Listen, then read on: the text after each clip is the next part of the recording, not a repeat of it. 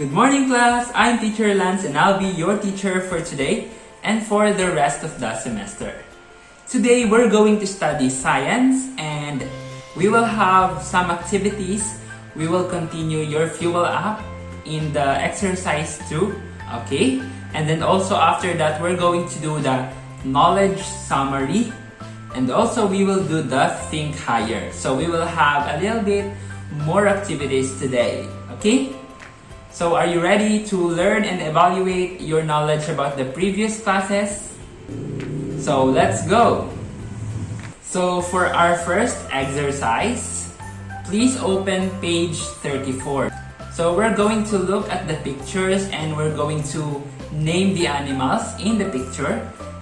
And we're going to tell what do they need for living and growing, okay, according to the picture that we are going to see. So please get your book and open it to page 34. Page 34, okay? Ready, kids? Alright, so let's begin with number 3 because the number 1 and 2 are already done in the previous class. So let's go. So what animal is this? What animal is this? Okay, it's a cow. Can you say it? Cow. Okay, so what do you think are its needs for living and growing? So what do cows need for living and growing? They need air. Okay, as we can see in the picture, the cow is in the grassland and it needs fresh air. Okay, so let's go. Why do they need air? Because cows breathe in oxygen for living. Like other living things, cows also need to breathe in oxygen so that they could live, grow, and survive. Number 4. What is this animal? Okay, we call it monkey. So what is the monkey doing? The monkey is drinking water from the puddle. So what need of living things is being shown in the picture? Okay, there's a clue already. The monkey is drinking water. Very good. Water. Monkeys need water because, what is the reason? Because monkey drinks water for living. In order to live and in order for the body parts to function fully well, the monkey has to drink water. So let's go to the last part. It is number 5. So what animal is this? What is it? Okay, it is a turtle. So what is the need of the living things that is being shown in the picture?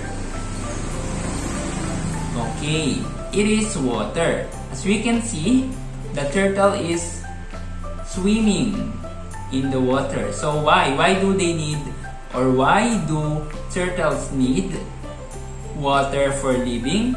Because turtles use water as living space and food resource. Okay? So the turtle lives under the water, right?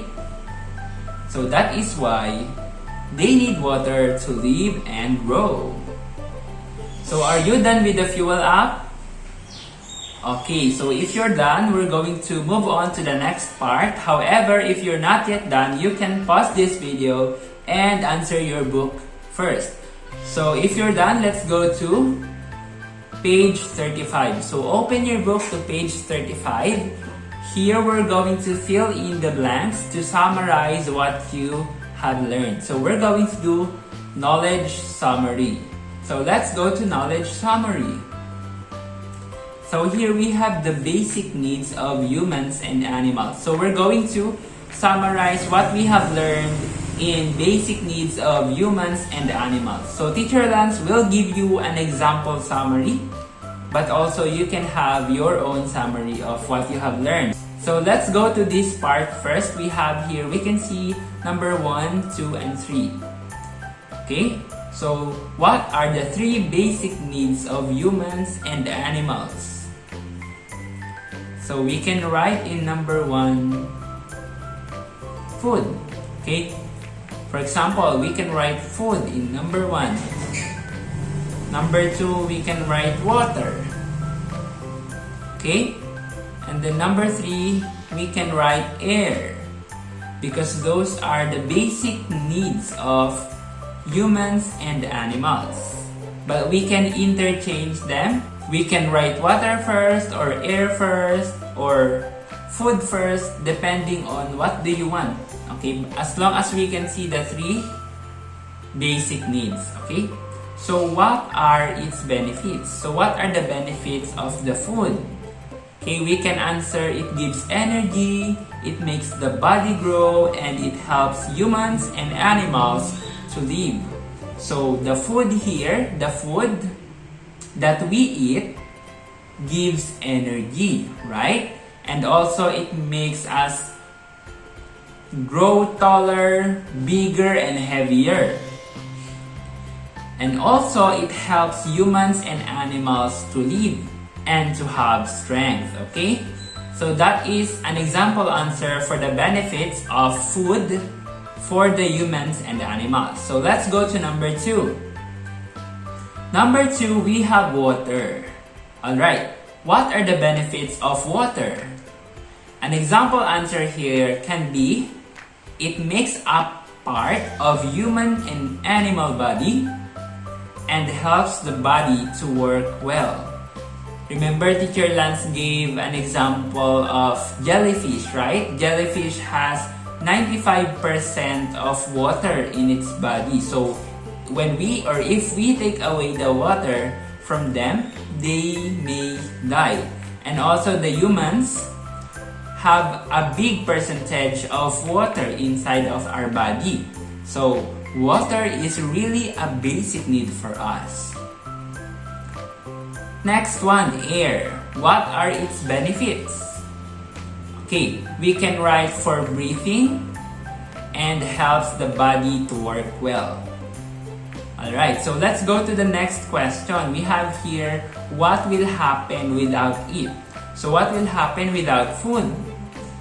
Of course, without food, humans and animals will have no energy. And it will not grow, or they will not grow.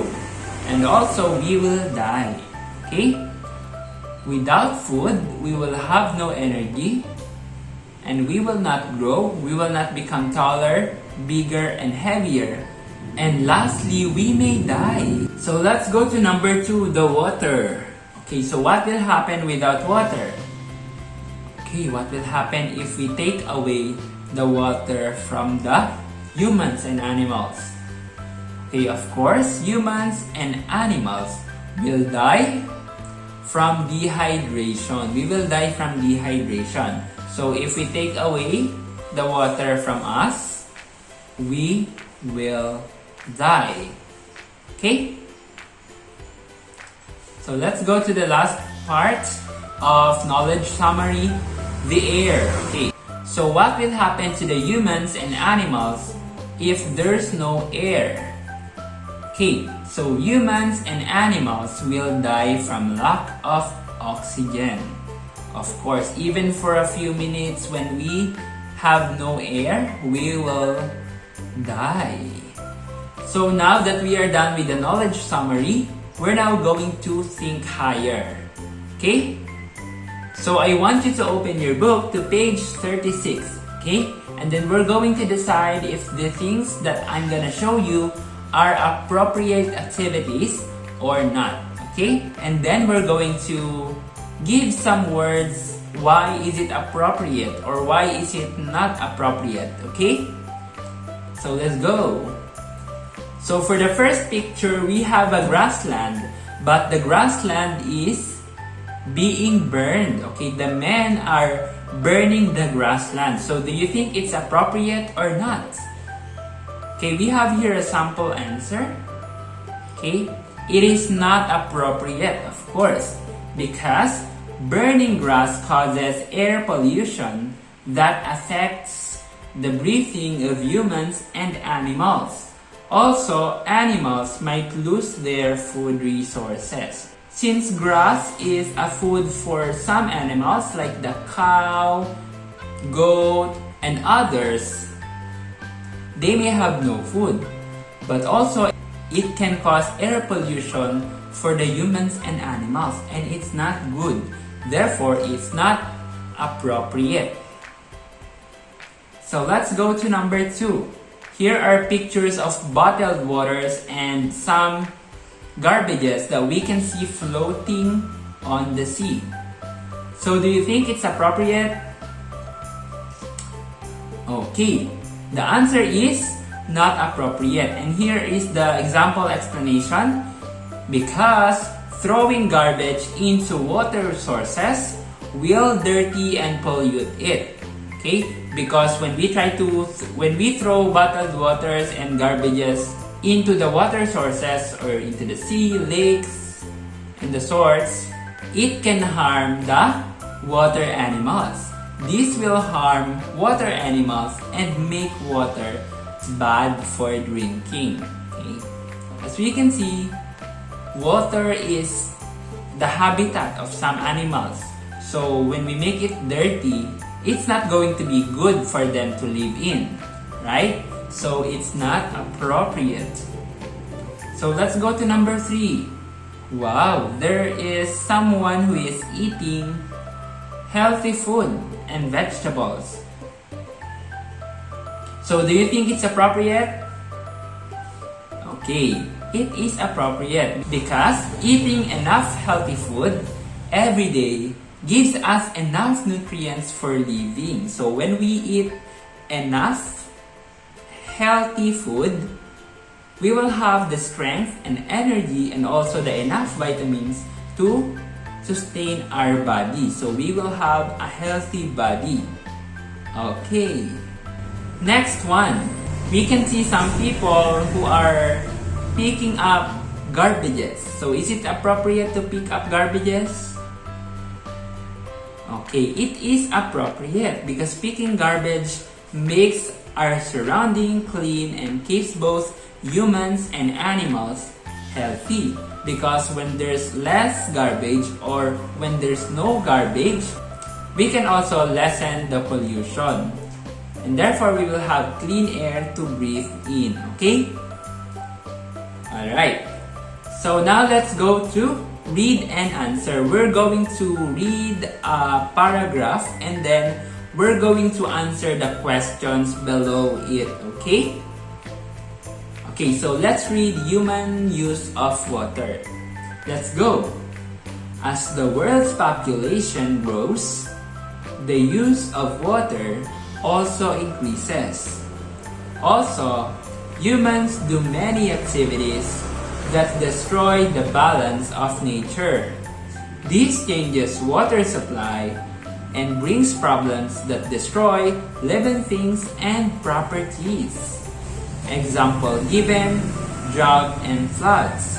So, we should know about these problems and work together to take care of our water resources.